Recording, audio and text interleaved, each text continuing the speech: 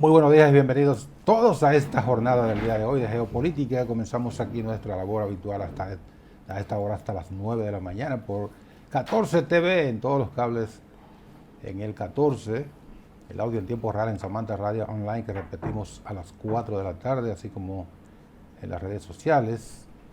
Para la costa este de los Estados Unidos estamos en el 34 de Conca, para todos los dominicanos que nos quieran ver por allí y que nos ven. Gracias. Este lunes, comienzo de semana laboral, 3 de octubre, 3 del mes número 10 del año. Arrancamos en el último trimestre del año 2016. En el día de hoy vamos a conversar con el licenciado Fernando Camaño, experto en seguridad social, economista y político, y empresario también. Y que vamos a hablar con Fernando un ratito. Es el titular de la Secretaría de Seguridad Social del partido Fuerza del Pueblo. Ayer en Brasil se dio lo que estaba previsto. El presidente Lula quedó en primer lugar. Obviamente va a una segunda vuelta el próximo 30. Y hay un dato que es bueno resaltar. Anoche vi algunos análisis de la televisión internacional, de varios canales, dando como una realidad el supuesto descalabro de las encuestas. Eso no es cierto. Esa es una verdad. 60% mentira y 40% verdad. ¿Por qué? Porque si tomamos todas las encuestas de los últimos 3 meses y lo comparamos con el resultado de ayer respecto de Lula, una fotografía plasmada ayer con los resultados. Todas las encuestas daban que Lula ganaba en primera vuelta en alrededor de un 48%. Algunas daban en una media, pero la media no es ni siquiera científica, como lo es la encuesta. La media es sencillamente el promedio, y ustedes saben que el promedio no es necesariamente una realidad. ¿Cuál es el promedio? No voy a dar el promedio en matemáticas. Todo el mundo sabe que la suma de todo dividido por esa suma. Lo que da de ahí es el promedio. Entonces todas las encuestas las promediaban, las sumaban y sacaban el promedio, y algunas daban 51%. Pero eso era un promedio. El dato real que daban las encuestas es entre 47 y 49. Y Lula obtuvo 48.37. Dato fiel a las encuestas. ¿Dónde fallaron? Bueno, algunas encuestas, o la mayoría de las encuestas le daban a Bolsonaro, el presidente actual reeleccionista, entre 34 y 38. Y obtuvo 43 y un piquito. Si de 43 le quitamos 38, le están quedando 5. Ninguna encuesta tiene un margen de error de 5. Pero es una encuesta. No es contando votos como se dice sí, anoche, el conteo de los votos. ¿Qué va a pasar el 30? Dice Lula en su discurso que esa es una prórroga, pero que el resultado va a ser el mismo, el 30, que él va a ganar las elecciones. Yo creo que con ese porcentaje de Bolsonaro plantea un escenario bastante complicado. Lula debe ganar, pero Bolsonaro puede ganar.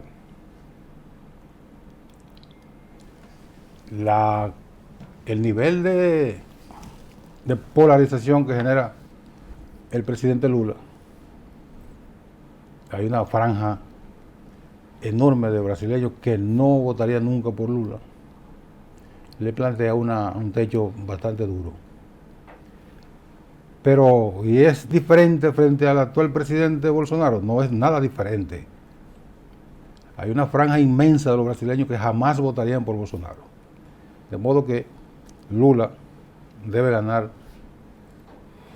si no cómodamente, por lo menos con una ventaja de 3 puntos. Debe ganar en las próximas elecciones, la próxima segunda vuelta, el 30 de este mes. Sigue revoloteando el fantasma del probable desconocimiento de Bolsonaro de los resultados, a partir de su criterio de que el sistema electoral brasileño es fraudulento. Él fue elegido presidente hace 4 años en ese sistema, pero él lo estaba bombardeando, lo mismo que hizo Trump, lo mismo que hizo el presidente Donald Trump en los Estados Unidos en el 2020, bombardear el sistema para después desconocer o tratar de desconocer los resultados. Fernando, buen día. Buenos días, Nelson. Buenos días, pueblo dominicano. Gracias por venir. Gracias a ti por la invitación. Dime ahí un ratito, un minuto. Mira, voy a empezar haciendo un comentario rápido porque nos atañe a todos lo que sucede en Latinoamérica. La tendencia que hay en sustituir muchos regímenes porque no han podido manejar la crisis mundial y la crisis local, que es un reflejo de esta crisis mundial. Brasil es una potencia enorme económicamente y de influencia en toda la región. Sí. Bolsonaro es el presidente. No es extraño ver cómo algunas encuestas, aunque le daban menos, viene siendo una especie de sorpresa. Pero no es tal sorpresa, yo lo comparto contigo. Desde el poder, el que se reelige, tiene más inclinación a lo que ellos llaman también igualmente fraude. Sí. Y a tener una matrícula de votantes, incluyendo los empleados estatales, y todo aquello que es sujeto.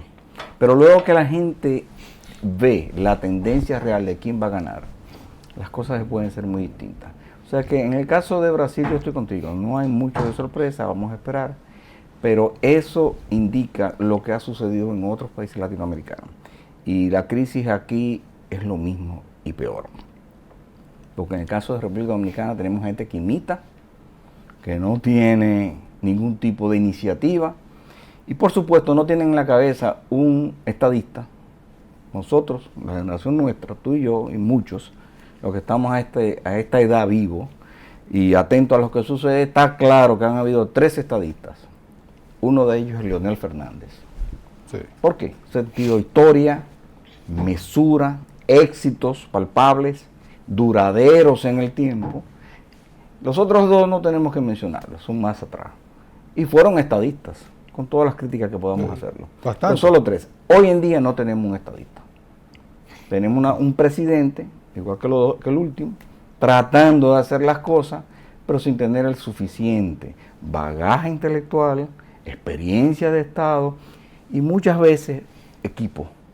El equipo es pésimo. Pero bien, eso como introducción para el tema de Brasil. Pero hay una... Yo siempre le planteo a los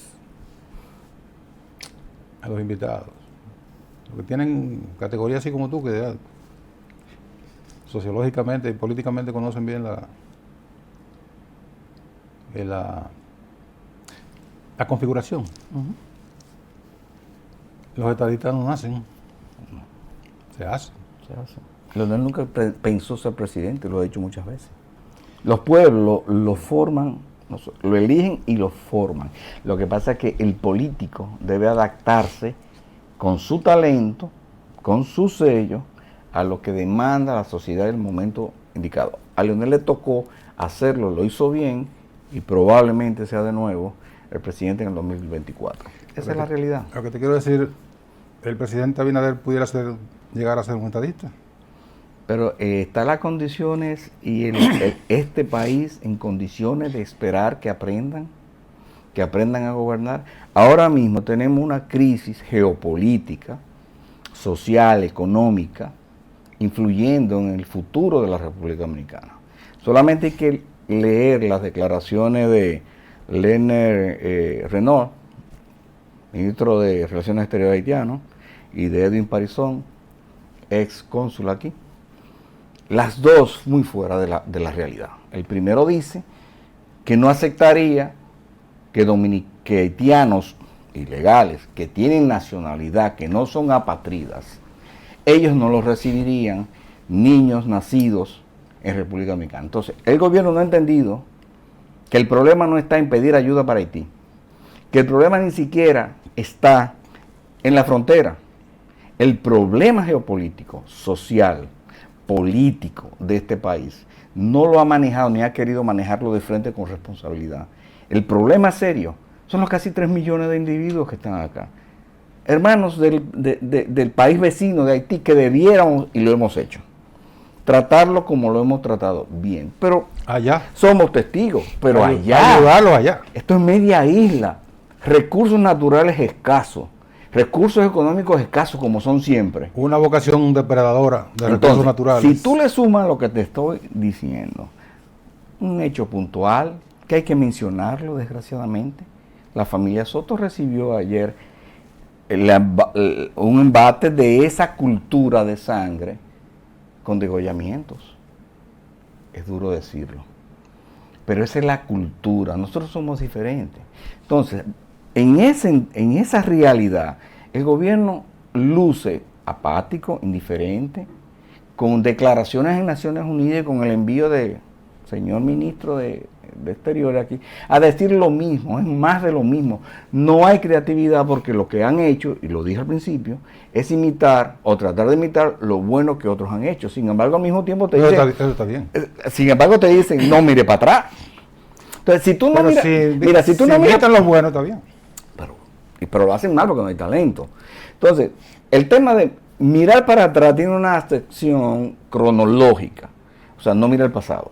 Pero el pasado te incluye los 2 años y pico tuyos, como presidente de la República, los del PLD, el viejo partido, y por supuesto los de Leonel. Si no miro para atrás, ¿qué me vas a ofrecer en tu campaña política? Las cuales están financiando de manera brutal. Y de eso tenemos que hablar.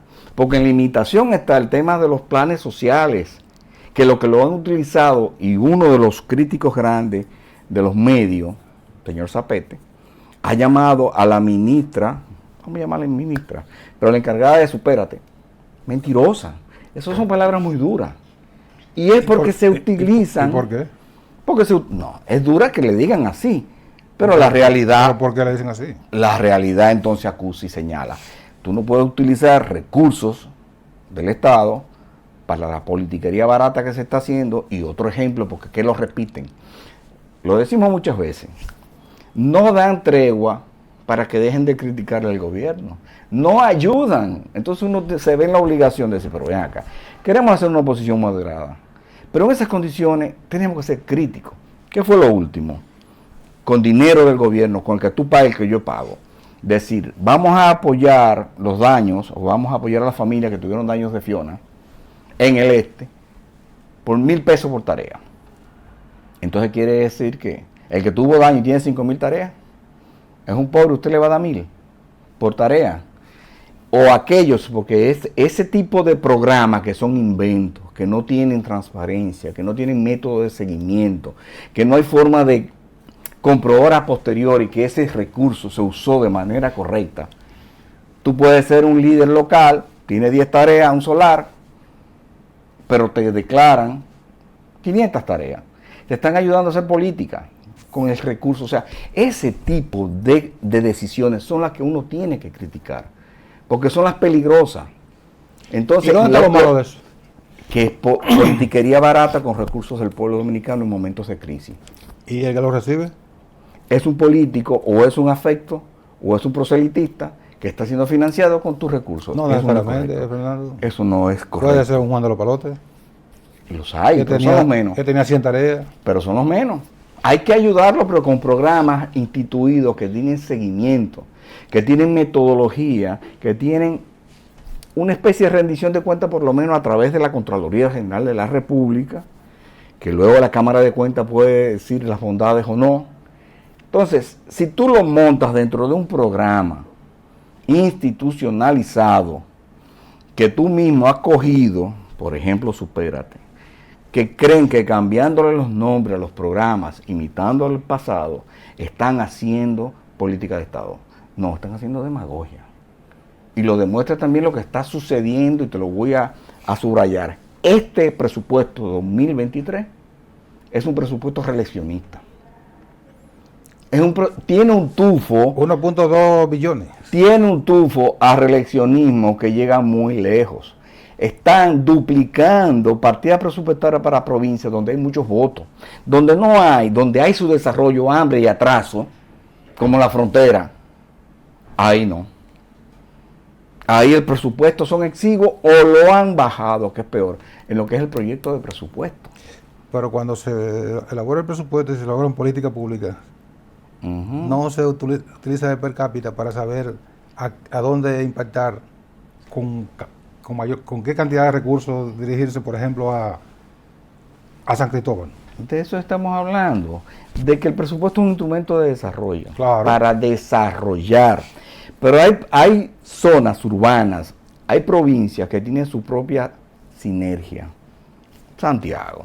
Vamos a decir una sinergia de Santiago, que tú no la palpas, pero es el motor. La iniciativa del sector empresarial. Sí. Entonces, tú no necesitas, o sea, excepto en el caso de Santiago como provincia, más que políticas que coadyuven al desarrollo e incentiven las decisiones que toma el sector empresarial. Porque el Estado no crea riqueza. Y menos. No saca riqueza. Y mira lo que sucede con el tema del combustible. Es un gobierno inclinado, proclive al fiscalismo, al gasto a puños, que te lo demuestra también la deuda externa. La propensión a endeudarnos hasta el cogote. Y en ese presupuesto se va a notar, porque no pueden meterlo debajo de la alfombra. ¿Cuál es el 24% de los gastos corrientes, aproximadamente, será para pagar intereses de la deuda externa. Y este gobierno en 2 años y pico ha roto todos los récords. Nelson, ha roto todos los récords. Y es como si no estuviera pasando nada. Pero gran parte de esa deuda no se vence todavía ni en el servicio. Entonces es como que tú cojas 1,000 pesos de préstamo y pagues todos los meses los intereses y te olvides de que ese capital lo debes. Y encima de eso, le pides al Congreso nuevo que quiere más plata. Hace unas semanas se aprobaron $600 millones más con el agravante. ¿De dónde viene? Nelson Encarnación. Con el agravante que luego no hay rendición de cuentas, ni se sabe, se le pone un mote regularmente. Una partida presupuestaria de $150 millones para desarrollo institucional de tal cosa. ¿Y qué es desarrollo institucional? Son esos túneles, son esos puentes, son esos proyectos de metro. Eso es lo que debe quedar cuando tú pides préstamo, que te aprueben financiamiento externo. No podemos seguir en esto. Desarrollo institucionales, búscalo.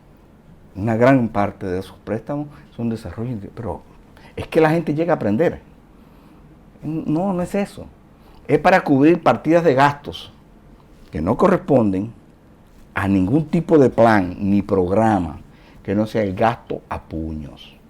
O lo hacen a través de los programas los mal llamados programas de protección social, que ya no lo son. Porque recuérdate que desmembraron el Gabinete de Política Social. Eso no existe. Lo desmembraron tal, que creo que lo dije en el programa anterior. No sé, creo que estuve hace como 1 mes acá o 2 meses. Sí. A Ciubén lo extirparon. Pero no solamente lo extirparon donde estaba, para manejarlo y supuestamente darle otro carácter. Es que no tenemos barrido, no tenemos censo. Ciubén no actúa para políticas públicas que se vean. Un ejemplo, la gran masificación que se hizo de nuevos afiliados al régimen subsidiado sin ningún tipo de calificación de pobreza.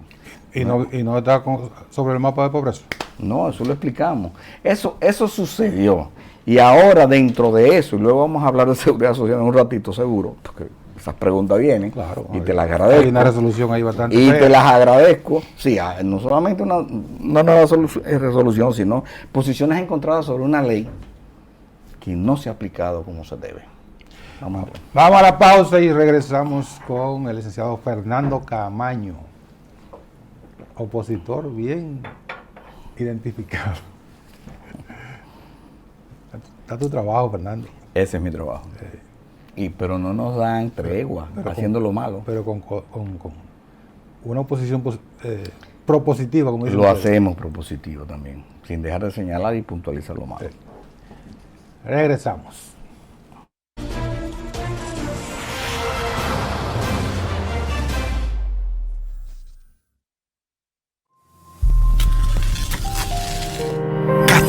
TV, televisión para todos. En la Dirección General de Jubilaciones y Pensiones trabajamos con transparencia y sentido social. Contamos con establecimientos de atención para nuestros usuarios y además, durante esta gestión hemos otorgado 46,000 pensiones. Si quieres saber sobre tu pensión, visita nuestras oficinas o consulta nuestra página web www.dgjp.gov.do. Te servimos con calidad y justo a tiempo. El censo es una oportunidad para conocer el presente y construir nuestro futuro. Saber cuántos somos y qué podemos lograr juntos. Cómo somos y qué nos hace únicos. Dónde vivimos. Quienes no cambiaríamos República Dominicana por nada. Y cómo vivimos y hacia dónde queremos llegar. Tú eres una pieza clave para responder todas estas preguntas. Sé parte. Participa del primer censo tecnológico de la República Dominicana para entender qué necesitamos y diseñar políticas públicas que mejoren nuestra calidad de vida. Sé parte. Participa del censo. El dominicano, cuando quiere puede, lucha como nadie para progresar. En su corazón la esperanza crece, sabe que la fuerza está en la unidad. Dominicana, dominicano, somos vencedores si me das la mano. Arrancamos y volvimos más fuertes. Juntos trabajamos como un solo equipo para que nuestro deporte pueda seguir llegando a lo más alto. Banreservas, el banco de todos los dominicanos.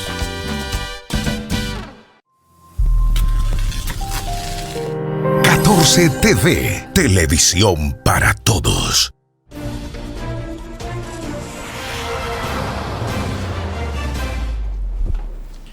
Seguimos conversando con Fernando Caamaño, que es el titular de la Secretaría de Seguridad Social del partido Fuerza del Pueblo. Fernando,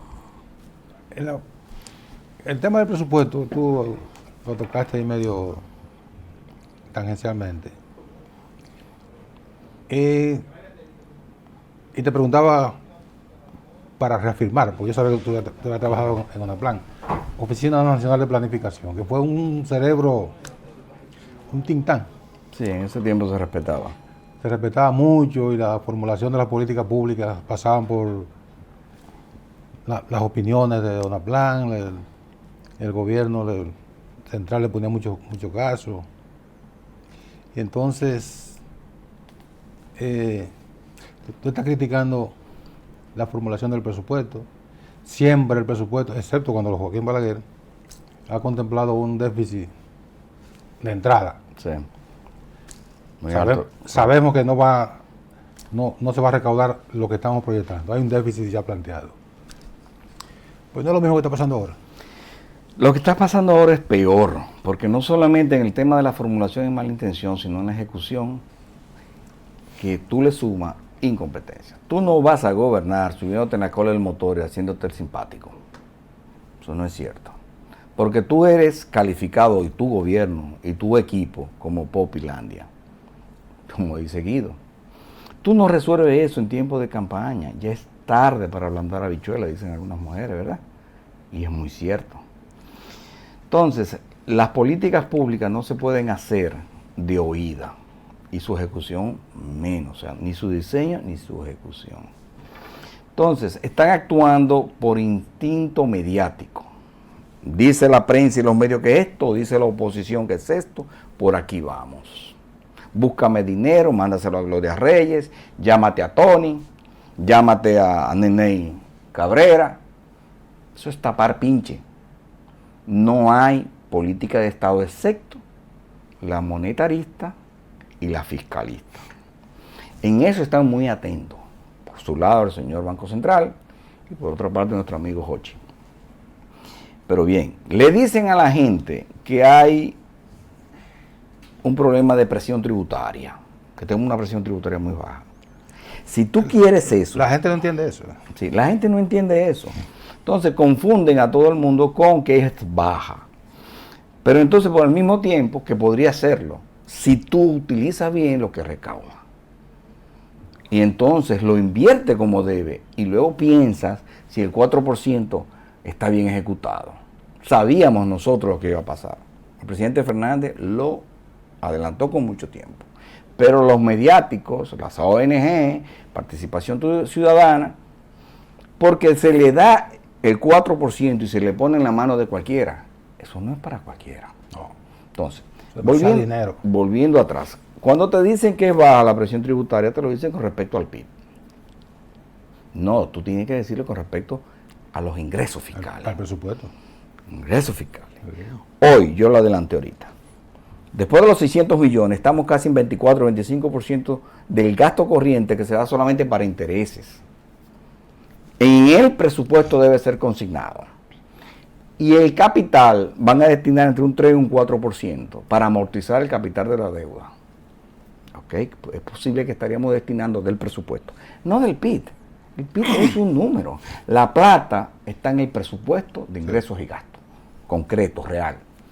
Entonces, con eso duermen a la gente. Hay de este país, por eso lo he dicho, y comparto con Arismendi y con todo lo que hemos estado en la seguridad social, de buen tiempo, ejecutándola, de que si no existiese esa ley 8701, con sus imperfecciones, con sus problemas, con sus inequidades, hay del policymaker, como dicen los gringos, porque son 6,000 y tantos millones de pesos mensuales que se van o a las cuentas de capitalización individual, que tiene sus críticas y la vamos a repetir hoy, pero también va al sistema de provisión de salud del país, tanto público como privada. Entonces tú ves posiciones encontradas y me meto en seguridad social inmediatamente. Vemos críticas permanentes de que se derogue, absurdo, o que se eliminen entidades que la ley se negoció después de 10 años de discusión de esto. Esto no fue por generación espontánea. No, eso no. Hay que respetar el trabajo que se hizo ahí. Y lo fui siendo funcionario antes de ser funcionario. Y los 8 años y 3 meses en la CISARRIT también lo fui, y lo soy hoy. Lo que hay que hacerla es adecuarla a los tiempos, hacerla más equitativa, menos injusta, pero los beneficios que eso ha dado y al gobierno de turno cualquiera es inconmensurable. Lo que pasa es que casi el 70 o más de los beneficios de la instrumentación de la ley ha sido obviada y se ha, de manera irresponsable, especialmente en los últimos 2 años, ignorar lo que hay que hacer y dejar que la crítica se encargue. Entonces, mientras la crítica se encarga, ganamos tiempo, pero tampoco se modifica como se debe. Está el Consejo Económico Social discutiendo en un foro democrático las opiniones de todo el mundo. Eso está bien, eso lo instituyó inclusive Leonel Fernández. Entonces, pero las cosas que se le critican no las enfrenta de manera responsable porque ya están en reelección. La CMD tiene una ARS privada, eso no es público. Sí. ¿Ok? El Colegio Médico. El Colegio Médico Dominicano. Se critica y quiere que desaparezcan entidades. Pero por otro lado tenemos a Franklin Baez Brugal, representante del sector empresarial, donde dice, no señores, vamos a ver qué hacemos de la mejor forma con esa ley. Te recuerdo, esa ley tiene la 397-19 que la modificó, la 123-15 que la modificó, la 1320 que la modificó. Te estoy hablando de leyes que modifican y amplían la 8701 porque la misma 8701 lo exigió. Pero no se ha modificado en el meollo, en el núcleo de la... ¿Dónde están los problemas? En que, y no es una percepción, pero lo crea, es una realidad. Cuando tú como administrador de mi fondo de inversiones, privado, de mi capitalización individual, tú ganas más que yo porque tú recibes el beneficio hoy y yo lo recibo después. Es como en el espejo. Mira tu beneficio ahí y mira los míos aquí. Sí. Entonces, eso ha creado un problema terrible.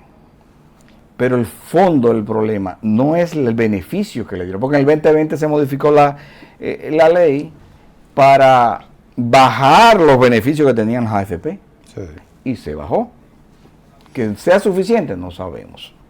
Digo, sí sabemos, pero la cuantía hay que parar un tiempo, porque es muy reciente. Pero bien, hay problemas fundamentales en la seguridad social, que es por la inoperancia y el poco involucramiento de otros sectores y de instituciones públicas. El Ministerio de Trabajo encabeza la seguridad social. La presidencia del Consejo Nacional de Seguridad Social la encabeza. Un problema fundamental en el tema de pensiones, que es la tasa de reemplazo. Por lo que yo te decía, en el espejo tú vas a tener 24% de tu salario medio de los últimos 6 meses, ahí está. Espera 300 y tantas cotizaciones. Mientras yo pico adelante. Todos los meses. Como AFP. Pero eso está vinculado también al sistema financiero dominicano. Tú le sacas eso y al gobierno tú le sacas eso y los problemas son inmanejables. Sí. Inmanejables. Eso llega tan lejos como la política que recomienda el Fondo Monetario Internacional como política de endeudamiento del Estado. ¿Por qué? Porque le dice, espérate, tú te debes que endeudar gobierno con agentes locales y en moneda local, preferiblemente. Este gobierno hace lo que le da la gana. Tiene el récord en endeudamiento en dólares, con entidades externas, multilaterales o no. Pero además, bonos de Hacienda, hace las dos cosas. Pero bien, ahí te explico que eso viene de lejos. Eso está atado inclusive a lo que recomienda el Fondo Monetario Internacional. Eso es en pensiones. Vuelvo a salud. El Ministerio de Salud Pública tiene que meterse hasta aquí. Cuando dice CMD que recibe pagos inadecuados, cuando dice CMD y dicen otras entidades, el problema del copago hay que resolverlo. Estamos de acuerdo. Hubo una resolución reciente que procura, después que lo dijo precisamente, quizá casualidad, pero están imitando. El presidente Fernández hablaba ya de sus problemas. Aquí al otro día o a 2 días después se baja los copagos de algunos de los grupos del PDS, o más bien del plan básico, algunos grupos de beneficio a la mitad. No el meollo del problema. El meollo del problema está en la consulta, ¿A quién beneficia y a quién perjudica esa resolución? Esa resolución beneficia obviamente al empleado, al que tributa, llama de tributo, pero al que aporta la seguridad social, que no son ingresos fiscales, son ingresos sistémicos, gracias a Dios. Y como quiera, los políticos le meten la mano por detrás, especialmente el gobierno pasado, y se te lleva 70 mil millones de pesos para obras y luego no se vio una. Pero obra que 3 meses antes de entregar, ¿qué obra del carajo? Eso lo criticamos, la Fuerza del Pueblo lo denunció, como hemos denunciado otras cosas. Pero bien, ¿qué pasa con el Plan Básico de Salud y sus efectos? Y la no implementación en un porcentaje de 100% de esa ley, cuando quieren extirparle beneficios o actores. Salud Pública definitivamente, porque la 4201 se lo permite, tiene que instituir procedimientos, protocolos homogenizados, sector privado, sector público. No lo hace. Salud Pública. Hay una senadora del gobierno que acaba de presentar un proyecto de ley para sancionar. Yo le digo, quizás sea necesaria, porque la facultad la tiene desde hace tiempo, de la 4201, el Ministerio de Salud Pública para sancionar o cerrar cualquier clínica, por el tema de emergencia. Es el involucramiento que tiene que haber entre sistema de seguridad social y todo el sistema de previsión de salud, de provisión de salud. Porque las PCS, que le llaman proveedores de servicios de salud, incluye una gama tan diversa y tan compleja que tiene que ser así porque no tiene facultad el sistema para intervenir laboratorios de clínicos, centros de medio diagnóstico, médicos especialistas y no especialistas, hospitales, atención primaria que no terminan de imponerla, porque la ley lo dice. Farmacia. O sea, es muy complejo si tú no tienes una voluntad de Estado de que el ministerio y todo el que provee servicios de salud se integre protocolizado en el nivel de estrategia de atención del primer nivel impuesto por salud pública, etcétera, etcétera. Tú te das cuenta que es cierto. ¿Verdad? No la hemos aplicado como se debe. La estamos modificando y queremos seguirla modificando. Pero te voy a poner un ejemplo de diseño. ¿Un núcleo familiar incluye a los padres? Lo dice la ley. ¿Quién es el beneficiario? Te dice quién es. Pues no, tú tienes que pagar cuando incluye a tus padres. Sí, los padres salen de... Entonces, ¿de qué núcleo familiar tú me estás diciendo? Si tú me dices que debo, y mi empleador, cotizar y pagar, aportar para el núcleo familiar. La ley es compleja mal aplicada. O ustedes la complejizan lo que la aplican. No, recuérdate que nosotros vamos a hablar de fuerza Oye, no. del pueblo. Oye, Pero- yo digo un genérico, Ok. lo que le ejecutan, ¿no? Nosotros no fuimos 100% secundamos esa ley. Esa ley fue el consenso, pero la promulgó en el 2001 el gobierno de turno. Nosotros, por un apego a la continuidad de Estado, la aplicamos. ¿Por qué? Antes de nosotros llegar habían 7,000 y pico de gente con seguro aquí. Un 7%, perdón, Sí. más o menos de la población. Y había unos 34,000 en proyectos en Barahona y esa zona Neiva. para uno de los regímenes. El resto no le metieron el pico, como dice el dominicano. Por politiquería, nosotros tomamos la decisión y ejecutamos la ley, y donde más dolía, porque hubo resistencia del sector empleador, vamos a decirlo claro, porque le entendía que le salía caro, hoy se quejan menos, que le salía caro los aportes que venían o vienen de la cotización. Este es un sistema de financiamiento a una multiplicidad de beneficios que ninguna política pública la tiene. Hay que entenderlo. Sí. Desde previsional, salud a través del plan básico, protección a accidentes de tránsito, protección en seguridad laboral, etcétera, etcétera, etcétera. ¿Cuántos planes tú tendrías que tener que le sirvan de excusa a gobiernos como este para dar esos beneficios?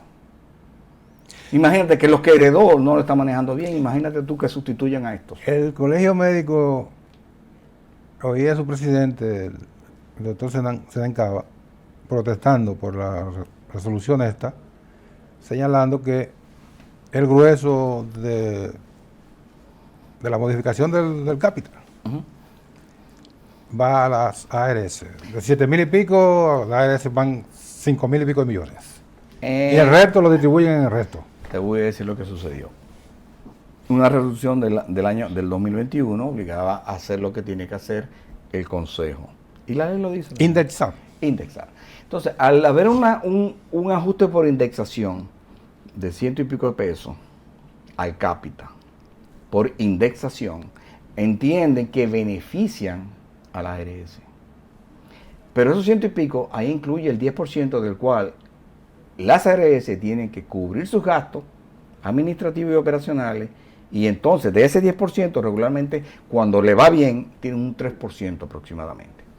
Pero bien, en ese sentido, tiene razón, porque va a solventar los gastos estimados de un año a otro que por indexación no lo fueron.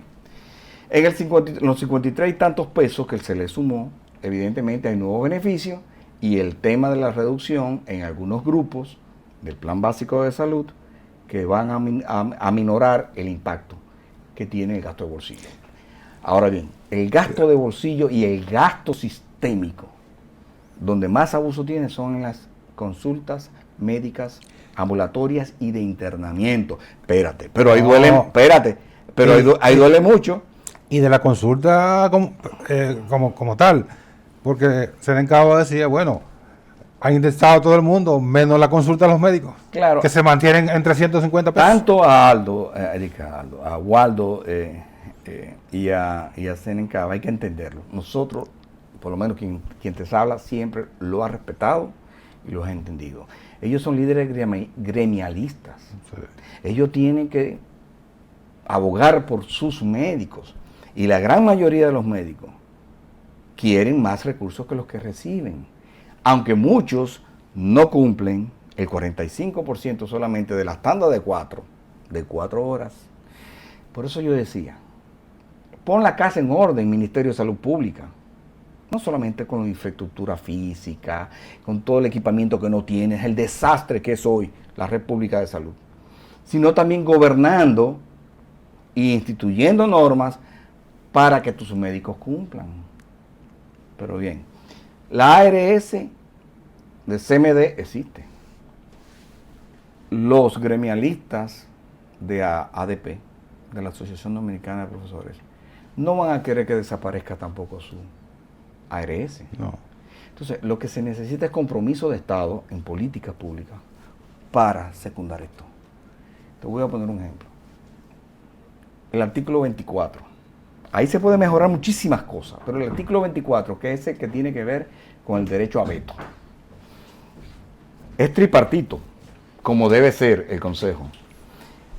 Pero los empleadores y los empleados tienen representación. Y el Estado, en igualdad de condiciones casi, porque es un voto, con 3 sectores. Si nos hacen caso, y lo voy a explicar si tenemos tiempo en el programa, para dejarlo para la próxima sesión, no sé cuántos minutos nos quedan. No, en un minuto vamos a la pausa para que vengamos con otro tema. Pues yo te voy a tratar el tema del veto en el artículo 24, en la próxima, para ver... No, dilo ahora. Y España. Hay que cambiarlo, por 2 razones. Tú comprometes más al Estado, como sistema, para que cuando tú exijas, no haya excusa de no poner al Ministerio de Salud Pública a tono con las decisiones que se toman en el Consejo. Primer beneficio. Lo está viendo mal el sector empresarial y el sector sindical, que no quieren porque creen que pierden poder. No pierden poder.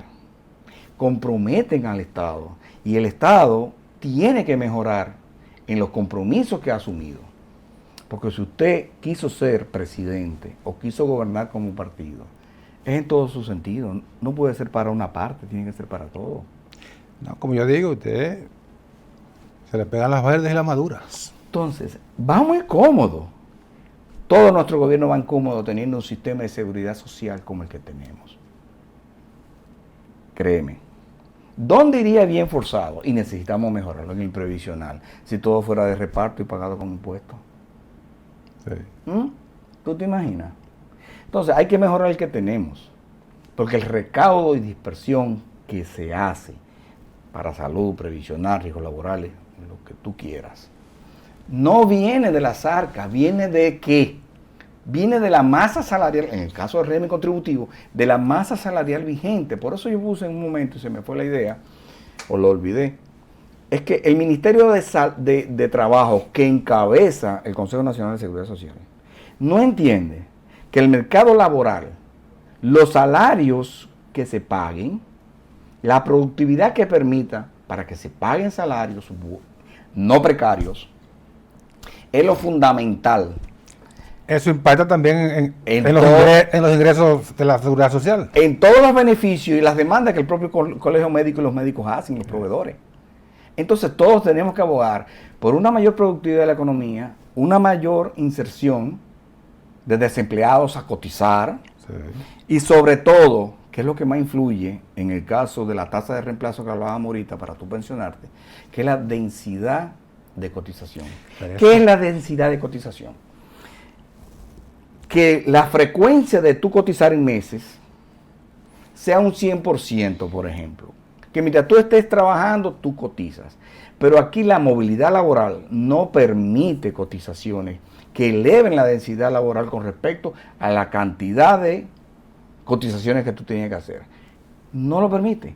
Y entonces los genios ahora quieren hacer un plan piloto con lo que ya se tomó una decisión de justicia social, que es el tema de nuestras muchachas domésticas que trabajan en nuestros hogares.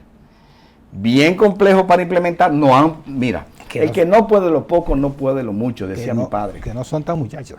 Sí, ok, porque algunas viven con nosotros por años. Sí. El que no puede lo poco, no puede lo mucho. Este gobierno, por ofrecer cualquier cosa, se mete en unos berenjenales. Vamos a ver los resultados. Ese plan piloto para implementar el régimen contributivo subsidiado, el cual hoy no existe en los hechos. Creo que lo explicamos en un programa anterior. No existen los hechos. Tenemos 97 y tantos % de cobertura de salud de la población. Entonces, ¿dónde está el sector informal de la economía? Se fumó. Porque si tú buscas el artículo 7 de la ley, te define bien, muy claramente, para quién es cada régimen de financiamiento. En el tema de que cotice la empleadora de la muchacha que es del servicio, y lo que ella cotice, y lo que cotice el Estado, yo lo quiero ver implementado. Lo quiero ver implementado. Porque es parte de la oferta que hace el régimen. Se mete en lo complejo y las cosas sencillas que trascienden se dejan para después. Mira, vamos a seguir corrido, David. Y entonces la pausa, el compromiso comercial lo hacemos al final. Mira, Fernando, usan unos términos ustedes los técnicos generalmente usan unos términos para enmarañar a la gente, confundirlo, ¿verdad? Mareo. Tipo Banco Central. Cotorra. Entonces, hay un término que la gente no entiende. Y no lo entiende, y sería mejor que no lo entendiera, porque eso significa una pobreza latente, un empobrecimiento latente, la llamada tasa de reemplazo. ¿Qué significa la tasa de reemplazo? Fernando lo explica mejor. Que usted gana ahora 100,000 pesos. Cotizaste por 100,000 pesos los últimos 6 meses, un promedio. Entonces te va a pagar, cuando le den la pensión, si opta por ella. Es un 24%. Exactamente. Entonces, o sea, no llega ni a un cuarto. Usted se va a empobrecer una tercera parte. Al envejecer. Al envejecer, que es cuando más se necesita. Entonces, nosotros tenemos propuesta para eso, pero tiene que haber sacrificio fiscal. Aquí tenemos que cumplir con el convenio 102 de la OIT, que pocos países lo cumplen en el nivel mundial, pero a nivel latinoamericano nosotros somos de los pocos que lo cumplen, que no lo cumplen. La mínima debe estar alrededor del 45% de la tasa de reemplazo. Aquí nos van a otorgar casi de favor, y no porque las FP quieran, porque ellos quisieran como empresarios, como profesionales del área de finanzas, que durara toda la vida, porque ellos ganan dinero con eso. Claro. Ellos no quieren el problema que en las calles ven. No creo. O sea, ellos quisieran que todo el mundo estuviera bancarizado. Es absurdo. Eso pasa con la bancarización. Entonces, es que la densidad de cotización que yo explicaba es fundamental. Hablar de subir la edad de retiro es una locura cuando tú se sienten engañados hoy. En Francia, que funcionan las cosas, casi le queman el gobierno y a París hace poco. Por poco tumba. Entonces, el incendio de París. Imagínate aquí. Entonces, a nuestros técnicos colegas que opinan, que hacen... Miren, donde hay que trabajar duro, y en eso necesitamos los gobiernos, sucesivos gobiernos, y necesitamos el Ministerio de Trabajo y Seguridad Social. Yo insisto mucho en los subrayos, que debe ser trabajo y seguridad social. Es para involucrarlo y comprometerlo en que la política de empleo, que debe diseñarse ahí, los incentivos y la protección a nuestro empresariado, produzca, reitero, salarios no precarios y produzca una mínima movilidad laboral, porque eso afecta, lo que hablamos, tasa de reemplazo, pero antes de eso, a la densidad de cotización. La densidad de cotización, que este gobierno dice que aumentó los empleos, la tasa de cotización no dice eso. De 48 que empezaron, está en 30 y pico. Ha bajado la densidad de cotización. Eso lo habla La TCS. Eso está en las estadísticas de TCS. Y tú la puedes calcular. Entonces, si no son intencionales en las políticas y en su implementación, porque redactar y aprobar leyes no resulta de nada. Eso lo único que hace es que te acusa de ineficiencia. Tú puedes aprobar la ley que tú quieras, pero si no la aplicas, tú te haces culpable. Sí. Por comisión y por omisión. Entonces, toda ley después de aprobada, por eso hay que ser cuidadoso en Congreso. Ahora mismo, hablando de cuidado, la comisión bicameral, que es con la que nosotros tenemos el nexo, porque son los que tienen la obligación de aprobar y modificar lo que debe hacerse en el 8701, encabezada por nuestro compañero Bauta y Rafa Castillo, tiene 29 artículos aprobados, con los cuales nosotros estamos prácticamente 98% de acuerdo. Y hemos hecho los informes y lo hemos discutido. ¿Y dónde está el cuello de botella? Bien, no, que hay más artículos que la sociedad civil, que las organizaciones, la sociedad organizada, que los sectores económicos han estado pidiendo. Están en discusión. Que salga lo que tenga que salir bien. Que salga lo que tenga que salir consensuado de nuevo, para que se aplique. Pero siempre pensando que lo que tenemos no es todo malo y que lo que tenemos de normas, leyes, en su aplicación está deficiente todavía, porque evaden el Pero bulto. es infinitamente mejor que lo que había.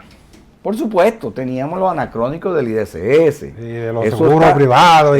Eso está harto debatido. Que la mujer tenía que llevar un certificado de no embarazo. Miren, llegó lo que la ley decía, a los 20 años tienes que modificarme. Se decidió en la ley ratificarlo con la 1320, creo que fue. Y se puso una fecha específica. Y la fecha específica empezó a dar frutos. Lo que sucede es que después de estar consensuado por la comisión bicameral, lo que se vaya a modificar, suba a las dos cámaras. Porque tampoco es que ningún partido ni ningún sector diga, yo quiero esto, quítame esto y ponme aquello. Porque es como tú tener una mesa y quitarle una pata. O ponerle otra que no corresponde. Te va a quedar chueca. Entonces hay que consensuar. Mira, Fernando, ya finalmente 2 minutos. La fuerza está en un proceso de elección de... Son 22 mujeres, 24. Sí. Mira, mujeres nada más. Mira, yo estoy hace rato por ponerte el tema, pero si no me preguntan es forzoso. Mira, nosotros estamos dando ejemplo como partido. Ejemplo democrático. Nuestra dirección política solamente tenía una sola. Porque tú sabes todos los traumas y los obstáculos que nos pusieron en la formación. Desde los colores, el himno, todo. El nombre y todo. Todo fue obstaculizar y no han podido. El candidato. No han podido. Ahora tú vas a ver cómo también imitan al partido. De 100 candidatas vamos a elegir 20, pero fue abierto para inscribirse. Vamos a elegir 20, creo que hoy lunes hay una proclama del Consejo Nacional Electoral, el día 25 de septiembre, entonces votamos. De octubre. De octubre. Ahí tenemos gente, mujeres leales, eficientes, que han dado su vida. No quiero decir alguna aquí porque si dejo resto... ¿Y quiénes votan ahí? Votamos en la dirección central. Ah. Estamos en la dirección central. Pero ellas todas, y están en su campaña, se les dio la oportunidad. Algunas también se les ha dado vacaciones. ¿Tiene que votar por una? No, las 20. O sea, quien más saque de las 20 se queda. Va a un escalafón. No. Tú eres miembro de la dirección central. Sí. ¿Solo puedes votar por una? No, por 20. ¿Puedes votar por 20? De las 100. Ah, bueno, que son 100 candidatas y de ahí salen 20. De ahí vamos a sacar 20. Tú puedes votar por 20. Se supone que la que más votos saque comienza en el escalafón. Y así desciende hasta que tengamos 20. Ah, no, pues yo sé que tú vas a votar por Ada. Tú vas a votar por Alexandra. Sigue. Tú vas a votar por Neri. Por Nélcida. Por Nélcida, tú vas a votar por Juana. Por Juana, doña y Juana. por otras 18 más que no quiero decir porque no me ponga a hablar. Tú vas a votar por Lisa Mover. Sí, no me ponga a hablar. Ya te mencioné. Son gente muy buena. Nada más te mencionó 2 porque son íconos. Y vas a votar por Keila. Y son de mi afecto. Vas a votar por Keila Reina. Ya yo te mencioné 5. que son mis llaves. Ay, porque también, claro. Entonces hay que crear presidente y lo estamos haciendo. Lo estamos haciendo en muchos aspectos, pero en ese le estamos pasando, como dicen, la milla al PRM, al Partido Reformista y al resto. Es un partido moderno, pero abierto, democrático. Y ni hablar de los procesos de juramentación. Eso es masivo. Los últimos ejemplos también lo demuestran en el exterior. Nadie hace convocatorias tan fructíferas como la hace el partido con Leonel Fernández a la cabeza. Vamos a ver cuando, Los números. como decimos en el campo, cuando pasen los nublados y contemos las estrellas, a ver si, Tú vas a contar si muchos todo eso es votos, verdad. muchos votos. ¿Qué va a ofrecer este gobierno en su campaña? Te lo voy a reiterar y te lo voy a subrayar. No puede mirar para atrás porque no tiene nada que ofrecer. Y no va a decir lo que hemos hecho bien. No lo va a decir, que es mucho. Va a tener que ofrecer y prometer de nuevo. El problema es el siguiente, Nelson. Las promesas ninguna las ha cumplido. Ninguna. No, pero eso no es así tampoco. Es un tremendismo de ustedes. ¿Qué cosa? No, pero dime una en que sí. Yo no estoy aquí para numerar. Bueno. No. Dime una. No. Bueno. Yo pregunto y ustedes responden. Dime una. Entonces no hay. La que yo te voy a decir una segura, ¿Cuál? que terminamos. Gracias. Gracias, Fernando. Gracias a ti. Como siempre, hablar contigo es muy placentero porque eres muy elocuente y además preciso en tus términos. Gracias. A ustedes gracias. Mañana, Dios mediante.